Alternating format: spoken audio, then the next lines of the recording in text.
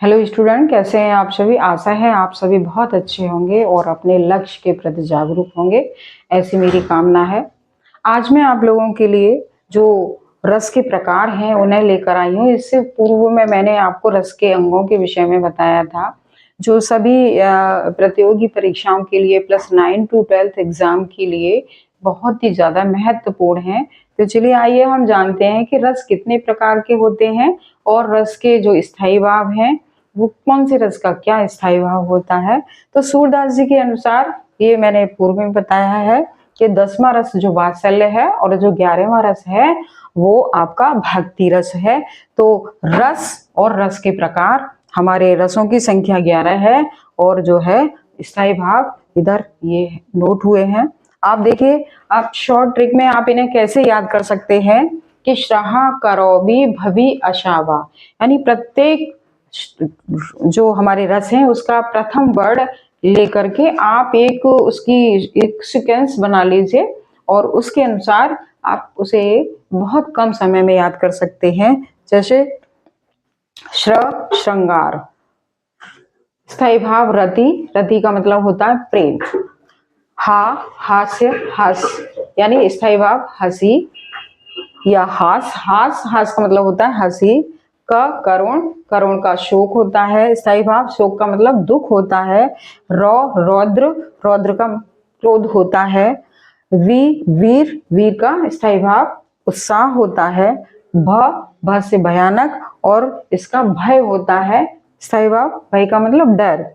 विवश, जुगुप्सा, जुगुप्सा मीन्स घृणा, जैसे किसी वस्तु को देखकर जब हमारे मन में घृणा उत्पन्न होती है।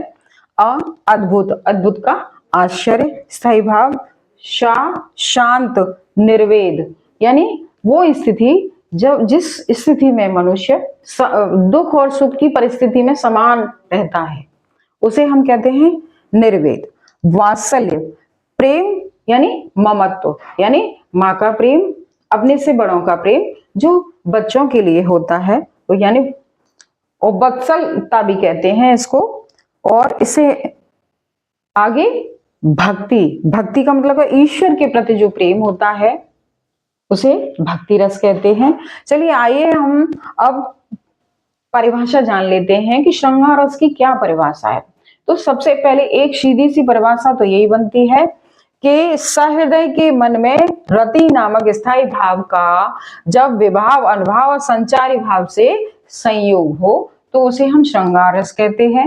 श्रृंगार रस के दो भेद होते हैं, नंबर 1 संयोग श्रृंगार रस और नंबर 2 वियोग श्रृंगार रस। वियोग श्रृंगार रस को विप्रलभ भी कहते हैं। तो सबसे पहले हम जानेंगे, अच्छा श्रृंगार रस की, हम अगर डायरेक्ट आपसे पूछ ली जाता है कि श्रृंगार रस की क्या परिभाषा है, तो परिभाषा आपके सामने है। और उदाहरण लता ओट जब सखिन लखाए, श्यामल गौर किशोर सुहाए, देखे रूप लोचन ललचाने, हर्षे जनोनिध निज पहचाने।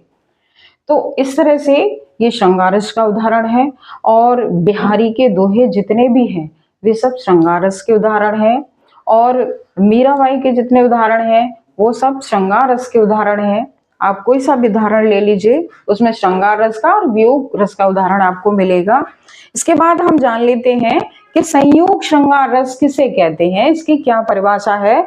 तो नायक और नायिका के मिलने का वर्णन संयोग श्रृंगार कहलाता है। क्या कहलाता है? संयोग श्रृंगार कहलाता है।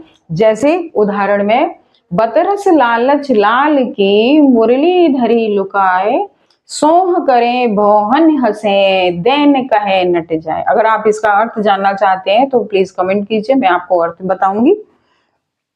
अब है आपका वियोग श्रृंगार रस। वियोग श्रृंगार रस किसे कहते हैं कि नायक नायिका के मिलने का अभाव, यानी आपस में दोनों एक दूसरे से नहीं मिल पा रहे हैं, मिलने का अभाव या पूर्व में मिलन का स्मरण वियोग श्रृंगार कहलाता है। यानी वे पूर्व में मिले हैं फिर बिछड़ गए हैं, जैसे गोपियां श्री कृष्ण से बिछड़ गई थी।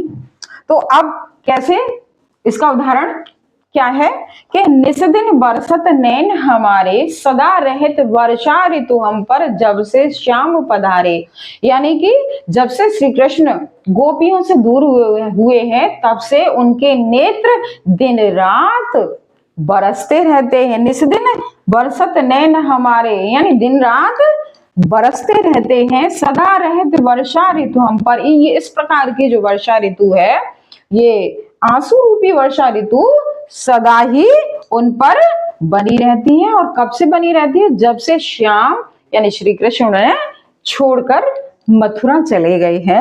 अब हम इसकी ट्रिक जान लेते हैं कि इसकी ट्रिक क्या है, आप इसे कैसे पहचान सकते हैं कि जब पंक्ति में सौंदर्य, बसंत ऋतु, प्रकृति, मिलन या संयोग